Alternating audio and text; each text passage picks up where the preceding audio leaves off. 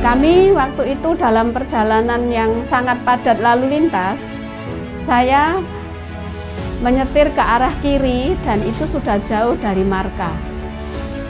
Tanpa diduga ada sebuah mobil box dari arah yang berlawanan dengan saya, berasal dari kota Batu.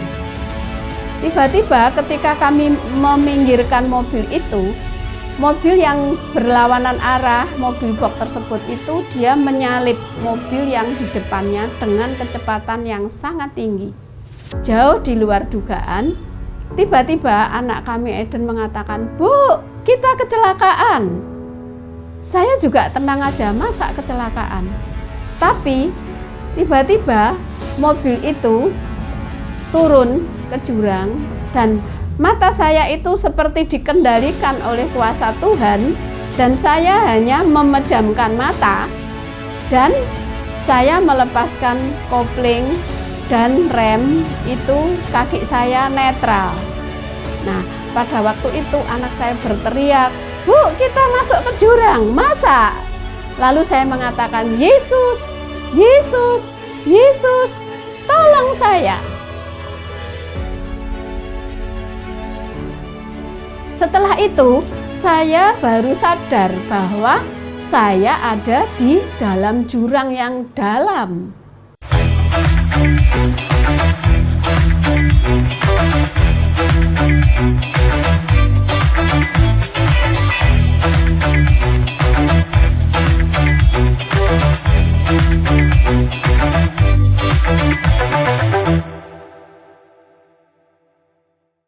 Kenalkan, saya adalah Ibu Tutut, seorang penginjil hamba Tuhan, dan saya juga mengajar sebagai dosen agama di beberapa universitas di Surabaya dan di Kediri.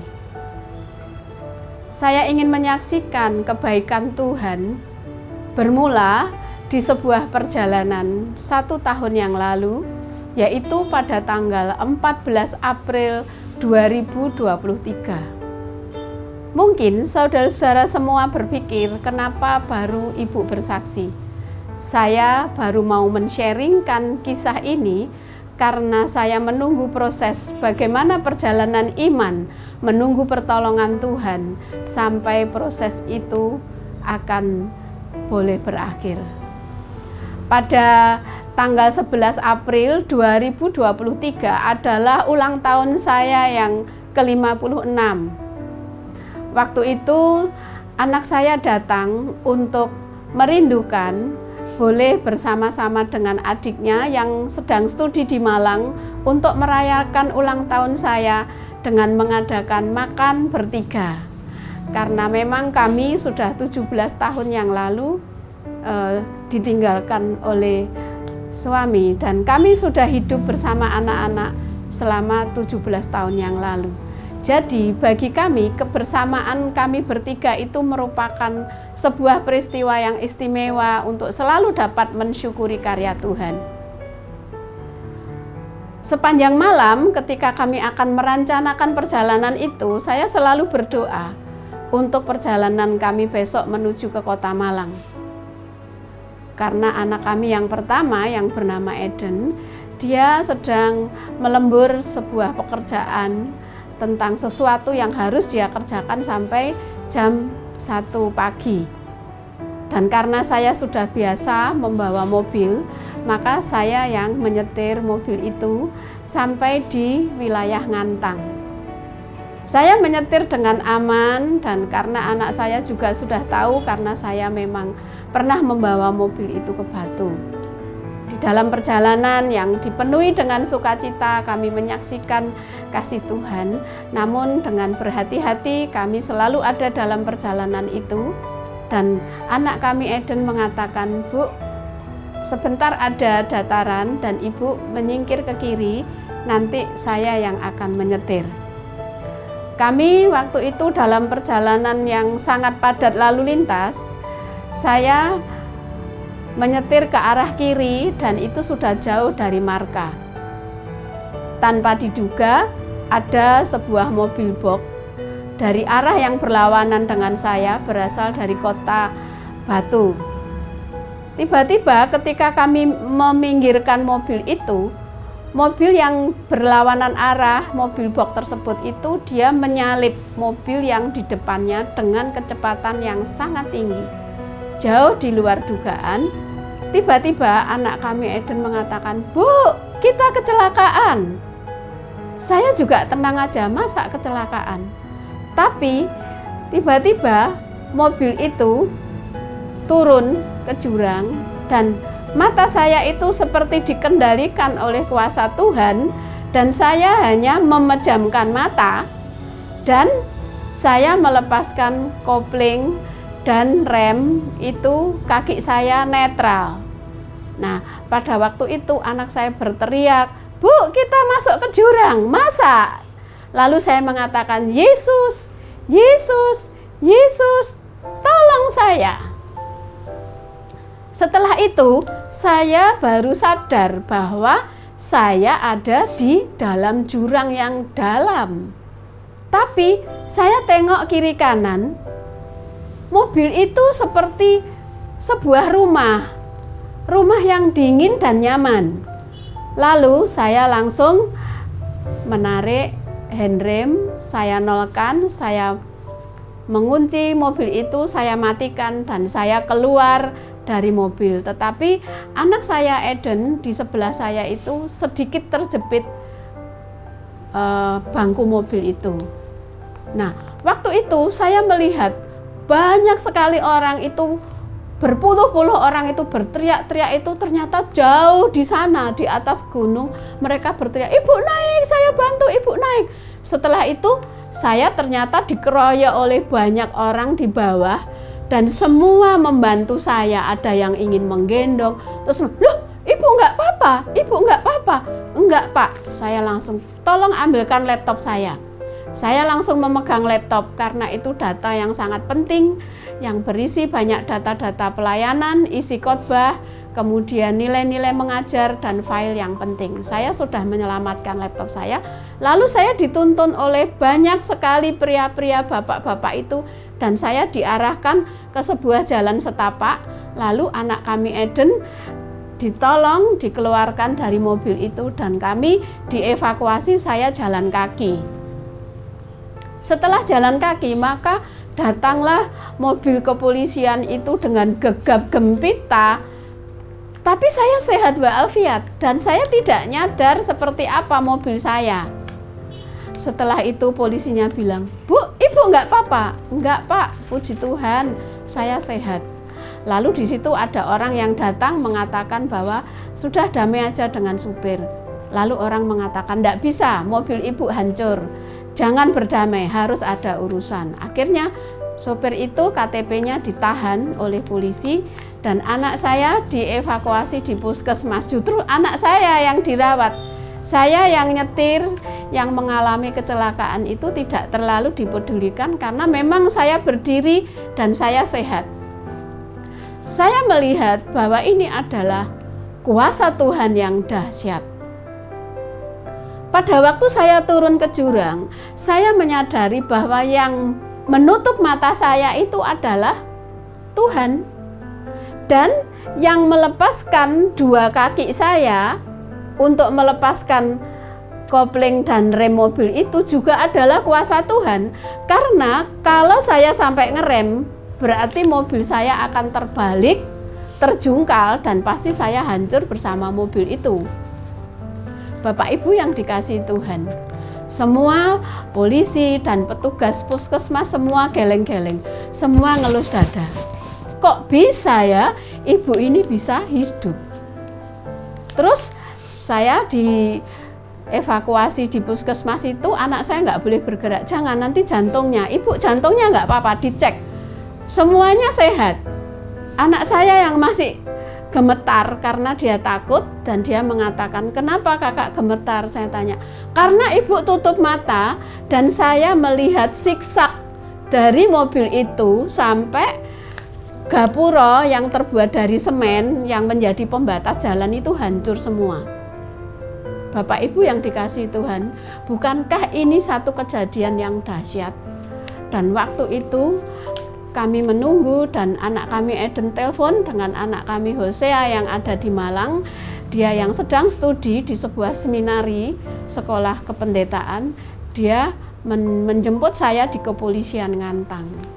Di situ pun Bapak polisi itu langsung dia menaruh tangannya dan dia mengatakan, "Ibu ini orang ajaib. Ibu ini benar-benar manusia ajaib." Saya mengatakan, "Yang ajaib bukan saya, Pak, tetapi Tuhan saya, Yesus Kristus itu yang ajaib. Dia yang menjaga saya, yang memelihara saya, dan yang telah mengizinkan peristiwa ini terjadi."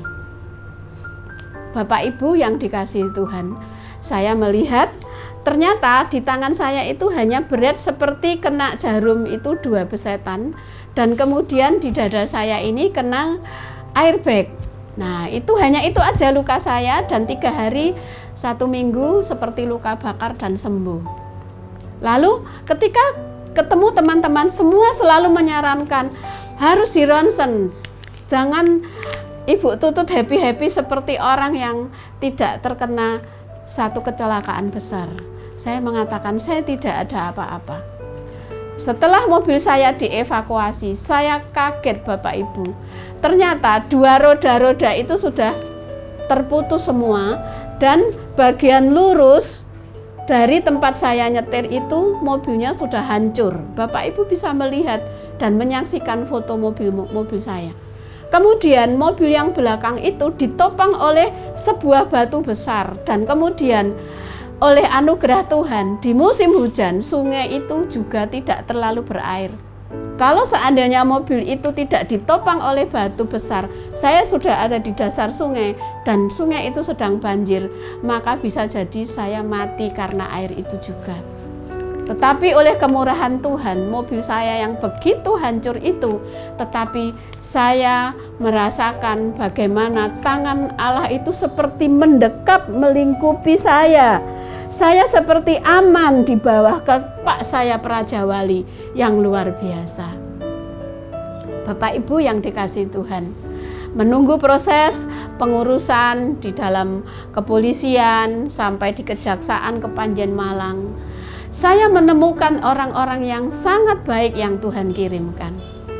Pada waktu saya berdoa, bagaimana ya mengurus mobil ini supaya asuransi bisa jalan dan sebagainya. Akhirnya saya berdoa, ingatlah saya bahwa saya pernah punya seorang teman sahabat di sekolah minggu itu yang bernama Sistine. Lalu saya menghubungi, ternyata dia adalah seorang lawyer. Dan waktu itu seluruh kasus saya itu diuruskan sampai tuntas dan saya tidak membayar sepeser pun. Di kepolisian saya tidak membayar sepeser pun, di kejaksaan saya tidak membayar sepeser pun. Dan ketika ketemu pengacara advokat lawyer itu saya juga tidak membayar sepeser pun. Kemudian saya juga ditemui dan ditelepon oleh seorang teman yang intinya dia membantu. Akhirnya saya bisa membayar towing, membayar urusan dengan perjalanan pengangkutan mobil saya sampai di servis Kediri itu tanpa biaya. Dan Tuhan menyediakan semua jauh dari apa yang saya pikirkan. Bapak Ibu yang dikasihi Tuhan, itulah sebuah kisah. Dan saya merefleksikan apa arti dari musibah ini. Yang pertama, kehidupan kedua yang saya miliki hari ini, 11 April 2024 baru lewat beberapa hari dan saya merayakan ulang tahun saya yang ke-57. Saya lebih memaknai arti kehidupan saya yang kedua. Berarti saya masih memiliki tugas yang panjang untuk membangun kehidupan banyak orang. Berkhotbah di pedesaan, membangun anak-anak untuk bisa mengentaskan kemiskinan melalui Yayasan Penabur Benih Kasih Indonesia. Saya mengampu dan mencari anak-anak itu, membukakan akses untuk studi, dan kemudian juga mengumpulkan guru-guru untuk guru-guru GTT supaya mereka bisa merawat iman anak-anak. Pelayanan-pelayanan yang besar untuk mempersiapkan mahasiswa menjadi orang-orang yang hidup takut akan Tuhan menjadi bagian tugas saya keseharian. Nampaknya memang tugas itu belum berakhir. Maka saya percaya bahwa kehidupan yang saya miliki itu sangat berharga dan itu adalah anugerah dari Tuhan. Bapak Ibu, dari kisah ini ada pro kontra yang mengatakan kenapa ibunya yang menyetir, kenapa tidak anak lakinya. Itu pun juga dalam rancangan Tuhan. Seandainya saya yang tidak memegang setir itu, maka kisah ini tidak akan bisa saya sampaikan. Karena memang Tuhan punya agenda khusus bagi hidup saya secara pribadi. Sekalipun saya kehilangan mobil dan mobil itu hancur, tetapi yang terpenting adalah hidup saya itu yang jauh lebih berharga. Kehidupan ini sangat berharga dan kita harus menghargai kehidupan ini sesuai dengan kehendaknya. Saya ingin menyampaikan di dalam Yeremia 17 ayat 7 sampai 8. Diberkatilah orang yang mengandalkan Tuhan, yang hidupnya selalu berharap kepada Tuhan. Dia akan seperti pohon yang ditanam di tepi aliran air, yang tetap hijau di segala musim dan akan selalu menghasilkan buah pada musimnya. Bapak Ibu yang dikasihi Tuhan, inilah kisah hidup yang dapat kami bagikan. Jangan meninggalkan Tuhan, jangan lepas dari kasih-Nya, karena kehidupan Bapak Ibu yang Bapak Ibu miliki hari ini adalah milik Tuhan. Secara logika, kami seharusnya sudah mati, atau kalau bukan karena Tuhan, mungkin kami akan dirawat dengan luka-luka yang berat. Bisa perawatan itu berbulan-bulan atau bertahun-tahun. Tidak usah yang susah-susah. Kalau kaki saya patah saja, bagaimana dinas saya ke Surabaya? Apakah saya akan membawa mobil dan memakai kruk ke Surabaya? Kalau misalnya tangan saya kanan yang patah, bagaimana saya harus mengerjakan pekerjaan saya dengan memakai komputer dan laptop? Sementara saya harus bertahan hidup dan saya harus bekerja dan saya harus melayani Tuhan. Itu menunjukkan bahwa semua organ tubuh kita, kaki, tangan, panca indera yang masih utuh itu pun sebuah harta, kekayaan yang tidak ada bandingnya.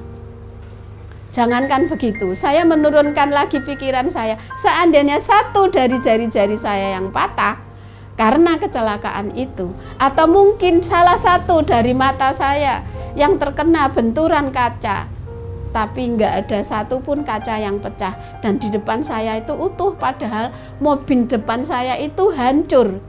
Itu yang saya nggak habis pikir, dan saya percaya adanya Allah, kehadiran Allah dan malaikat-malaikatnya untuk hamba-hambanya, untuk umat percaya yang mengasihi Dia.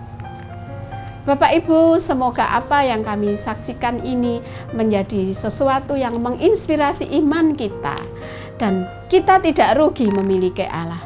Bagi saya, sekali lagi, kehidupan kita, kesehatan, tulang-tulang kita, semua organ otot kita yang masih bisa bergerak ini merupakan harta yang tidak ternilai melebihi sebuah mobil. Makanya Bapak Ibu, ketika saya berurusan dengan sopir, saya tidak mau berbuat sewenang-wenang. Prinsipnya saya nggak mau bahwa sopir itu dipenjara. Saya memaafkan dan akhirnya mendatangkan damai sejahtera bagi hidup saya secara pribadi bersama anak-anak saya.